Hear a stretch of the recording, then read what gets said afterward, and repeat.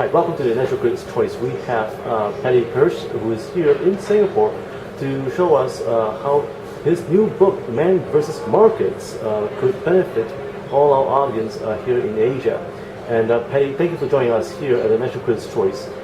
Tell us, how did you come about writing this book, and have it published?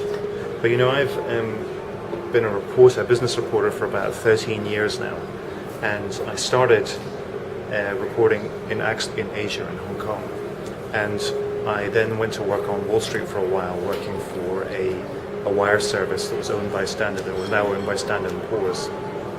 And when I moved into more mainstream journalism, it was about the time the financial crisis hit in 2007. Well, the crisis, of course, really gripped in 2008, but I just started working for a radio program called Marketplace in 2007. And it became very clear to me very, very quickly that I had so much more knowledge because of the time that I'd spent on Wall Street working with different types of financial products and reporting on those types of products than the vast majority of people in the wider world did.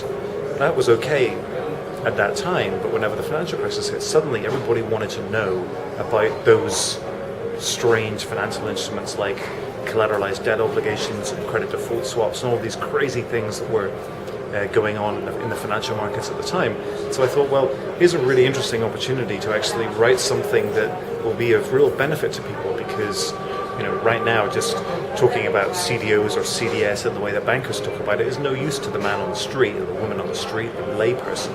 It's of no purpose to them at all. So finding a way to explain those things in plain terms and put them in a book form would be a really useful service, I thought, to the general public. So that's what really drove me to write the book.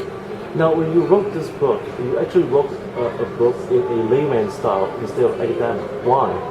Well, really because I think that the financial markets are dominated by people who like to sort of keep their language to make it look as though they're sort of dealing with a black art. They like to obscure things in language. I mean, we all speak in code in our various professions, but in the financial markets, they're particularly guilty of this.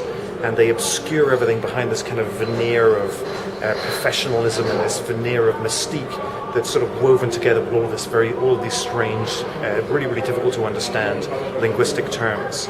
And I wanted to sort of punch through that to show, firstly, that these terms these concepts can be explained in ordinary language, but also to show that these concepts at their heart are actually very simple, that we use them in our daily lives all the time, that they're not just the tools of people on Wall Street. They're not the tools of people who know more than we do. We know just as much as they do.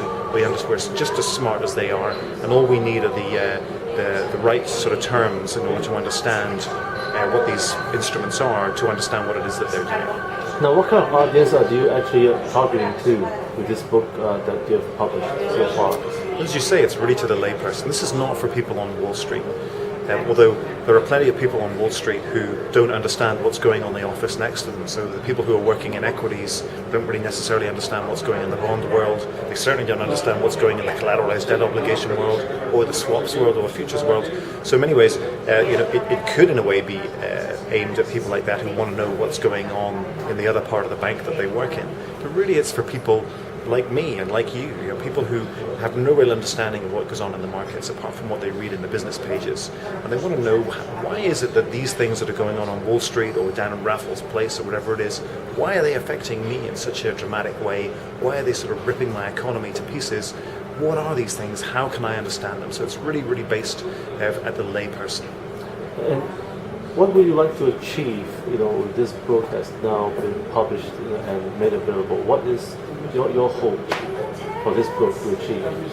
I'm a journalist, and journalism is all about afflicting the comfortable and comforting the afflicted, right? So in this case, afflicting the comfortable is sort of drawing the veil back on bankers and saying, look guys, and listen lads and lasses, you're not the masters of the universe that you might think you are. In actual fact, you're just ordinary people, and we can all understand what it is that you do. It doesn't make you that special.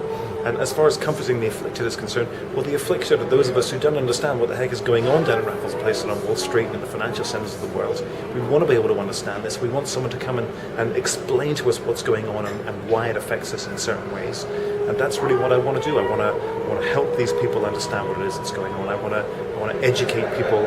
I would love for the book to be in schools so that people can use it as a teaching tool. I would love it for it to be in universities so that up and coming people who want to get involved in financial markets can really understand what it's all about.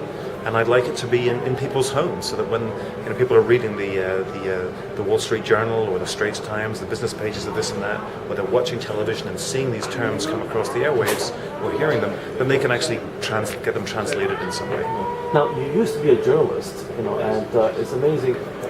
Before we go further into the book, our audience would like to know, what's it like to be a journalist, and for aspiring journalists, what advice would you give, for them to achieve good writing? What does it take to be a good journalist, to write great columns, especially in financial markets? Mm-hmm. Well, I'm lucky enough to be a published author now, but I still consider myself a journalist very much. And I think that my advice to young journalists would be always start with a story. If you want to get to people to pay attention to what it is that you're saying, you've got to find a way to relate to them. In many ways, that's what this book is about. It's about finding a way to get people to connect to the information. If all you're doing is delivering information, if you're just downloading information to them, unless that person is the listener or the reader or the audience is absolutely invested in learning what's going on, it's going to go straight past them. So if you're just trying to get to people on an everyday basis, if you're trying to deliver a message to them, find a story. The second thing I would say is, at the heart of that story, find a person. People connect with individuals much more than they connect with things. If you want something to resonate with somebody, you want to find a story about another person, so that then the listener or the reader can say, oh, I can relate to that person. And then it hooks them in, and then suddenly it gives them a way, firstly, to relate to the events that are going on, but secondly, to gain an understanding of the deeper ramifications of the story, to really understand and carry them through the arc of the story so that they understand what's going on. So that's what I would say. Story and people are the two main things that a journalist needs to tell their stories well. I know, viewers, so please take note. When you come back to Singapore or if you're traveling, you wish to get a copy of Man vs. Markets, you can get over on Amazon or even on FPH bookstores and all leading bookstores around the world. Paddy, why do you give this title Man vs. Markets? What's the reason behind that? Oh yeah, so this is interesting. Yeah, man, it's got me into a little bit of trouble with the ladies, I have to say. Some people say, oh, shouldn't it be, women versus markets? Why is it just man versus markets? Well, really, it was just, it was kind of just a play on words more than anything else. And when I say man, I mean mankind. And because I feel that a lot of the time we feel that it's us versus them. Certainly, after the financial crisis, when all of these incredibly strange terms came to light, and we saw that bankers were making huge amounts of money at the expense of the economy and continue to do so, and nobody's going to jail after all of the things that have gone on in the financial markets around the world, and very few people have gone to jail anyway. It makes us feel sometimes, ordinary people, that it is us against them. How is it that, and you look at the wealth gap in most countries where, the rich are getting richer and the poor are getting poorer and the middle class is being disenfranchised. And a lot of the people that are getting richer are bankers, people who work in finance. So we think, maybe it is us against them. I want to say, I jokingly say, man versus markets, and I have a man fighting a bull. But really what it's about, it's understanding what's going on, understanding what's on the other side of that divide in terms of the intellectual divide between Wall Street and Main Street, between Raffles Place and Orchard Road. It's like the difference, it's what's going on the other side there. You need to understand what it is that those people are doing in order that you can help yourself and add sort of more texture to your own life. Now, on Man vs. Markets, how can audiences around the world and readers from Singapore to New York, London, Tokyo, could actually learn lessons from what you've written? How does it apply to them? I think the main lesson is that none of this is magic. Okay, none of this is beyond your understanding. It's become more and more important for us as individuals to manage our money in the best possible way, right? We want to understand how money works. We want to understand how best to invest it. We want to understand, the best places to put it in order to enrich ourselves going forward and to prepare, frankly, for our retirement, which is becoming more and more uncertain as time goes on. And if you don't have a basic understanding of the way the markets work, if you don't have a basic understanding of what stocks are and bonds are and all of these particular instruments, if you don't understand that stuff, it's very, very difficult for you to make the next jump into becoming a sensible investor and planning for yourself. So really this is just like kind of base level stuff, getting people interested and invested in the markets just in an intellectual way before they actually start to put their money to work. So if you have not published this book, do you have a plan B? Yeah, what's my plan B? That's a good question. I don't know. A beach in the Indian Ocean somewhere? That'd be my plan B. Great. What's next for you right now? Well, I think I will write a follow-up to the book. I'm interested in writing something about economic indicators and why we put so much reliance on certain economic indicators, even though a lot of the time they may lead us astray. So that's what I'm kind of working on at the moment. So folks, could you advise us where can our viewers get more information? Do you have a website? I do have a website. It's paddyhirsch.com, PADDYHIRSCH.